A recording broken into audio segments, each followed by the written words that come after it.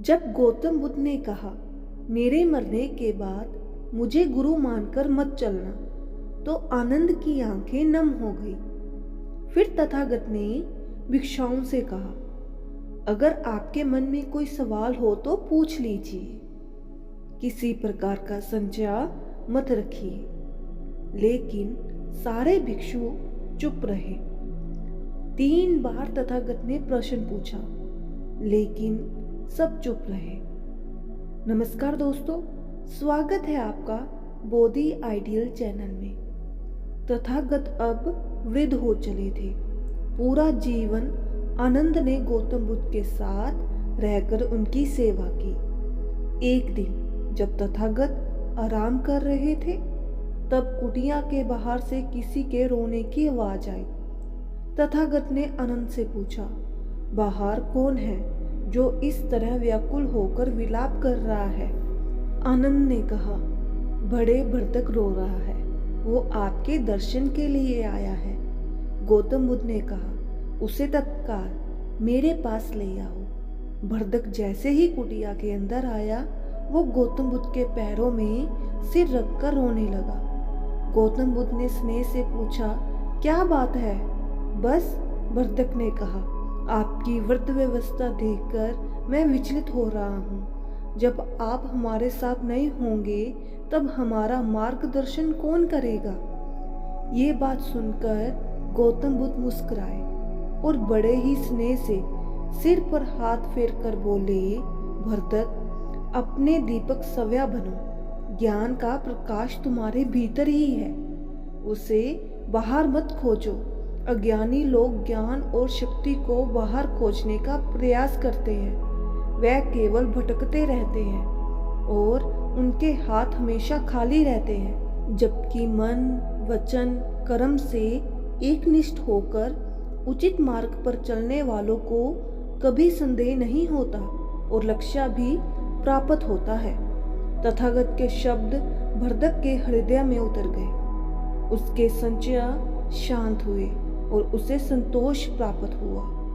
इसके बाद तथागत संघ के साथ यात्रा करते हुए पावा नाम की जगह पहुंचे। इस समय तथागत की तबीयत कुछ ठीक नहीं थी। यहाँ तथागत एक लोहार कुंदा कुमार पुत्र के आमों के बगीचे में ठहरे। कुंदा ने तथागत और भिक्षुओं को खाने के लिए मीठे चावल, रोटी और मशरूम दिए। गौतम बुद्ध ने मीठे चावल और रोटी तो संग में बंटवा दिए, लेकिन मशरूम किसी को नहीं दिए। उन्होंने थोड़े से मशरूम खाए और बाकी जमीन में गड़वा दिए, क्योंकि उन्होंने समझ लिया था कि इसे कोई और पचा नहीं सकता। मशरूम खाते ही वे बीमार हो गए। उनके पेट में दर्द शुरू हुआ, लेकिन तथागत यात्रा नहीं रोकना चाहते थे, इसलिए कुछ देर उन्होंने आराम किया, फिर आगे यात्रा पर निकल गए। अंत में कुशीनगर पहुंचे और आनंद से बोले, मेरा जन्म 2 साल वृक्षों के बीच ही हुआ था, इसलिए अंत भी 2 साल वृक्षों के बीच ही होगा। अब मेरा अंतिम समय आ गया है। इतना सुनते ही आनंद रोने लगे। आनंद को रोता देख गौतम बुद्ध ने कहा, जो चीज उत्पन्न हुई है वो मरती है। निर्वाण अनिवार्य और स्वाभाविक है। कुंदा के लिए संदेश। तथागत ने कहा, आनंद, एक ऐसा समय आएगा जब लोग मेरी मृत्यु का दोष कुंदा को देंगे कि तुम्हारा भोजन करने के बाद गौतम बुद्ध नहीं रहे। वो भी खुद को कोसेगा और जीवन भर पछतावा करेगा। इसलिए आनंद, जो मैं बात तुमसे कहूँगा, तुम कुंदा को ये सारी बात कहना। ये सारी बातें सुनकर उसके मन का दुख और पीड़ा कम हो जाएगी।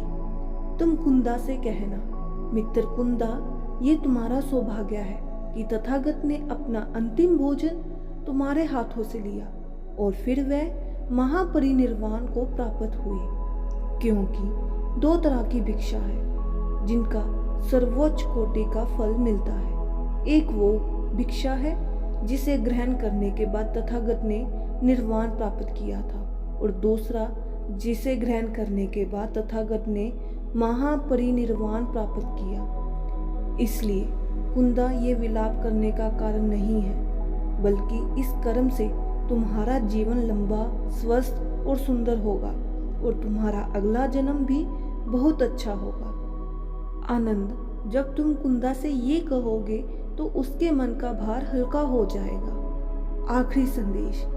इसके बाद तथागत ने भिक्षुओं को संबोधित करते हुए कहा, कोई संदेह हो तो मुझसे प्रश्न करिए, ताकि बाद में पछतावा ना हो कि तथागत सामने थे और हम उनसे कुछ पूछ ना सके। शांत रहे। तथागत ने फिर 2 बार और यही प्रश्न पूछा, फिर भी भिक्षु शांत रहे। जब गौतम बुद्ध ने उनसे कहा कि हो सकता है कि गुरु के प्रति सम्मान प्रकट करते हुए आप अंतिम समय में कोई प्रश्न नहीं कर रहे, ठीक है, आप ऐसा मानिए कि एक मित्र है, दूसरे मित्र से बात कर रहा है, ऐसा मानकर मुझसे प्रश्न कीजिए। भिक्षु फिर भी चुप रहे। आनंद ने तथागत से कहा, मुझे पूर्ण विश्वास है कि यहाँ एक भी ऐसा भिक्षु नहीं है जिसे बुद्ध मार्ग या अभ्यास को लेकर कोई संदेह या उलझन हो।